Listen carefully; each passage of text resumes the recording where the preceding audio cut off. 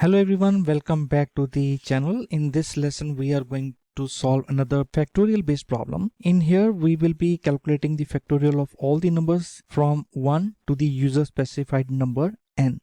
So we will accept the number from the user and we'll calculate the factorial that falls in the range of 1 to n, both inclusive.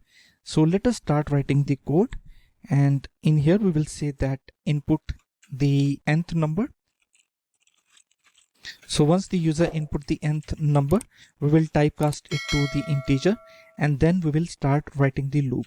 So we will say that for I in range 1 to n plus 1. Let me show you what it displays us. Print I.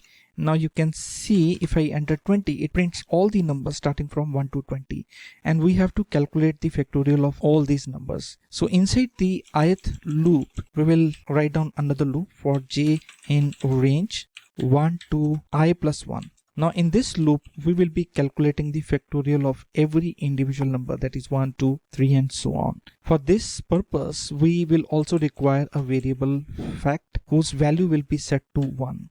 So why I am putting this fact variable outside the jth loop? Because once this loop is completed and this loop will be repeated, the value of fact will be updated to 1 once again. And now inside the jth loop, we will say fact is equals to fact into j, and once it is done, we will come out of the jth loop and will print the factorial value of the ith number, and then we will say that the factorial of I number is fact.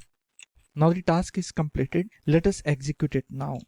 Put the nth number value as 20, press enter, and it calculates the factorial of all the numbers starting from 1 till 20.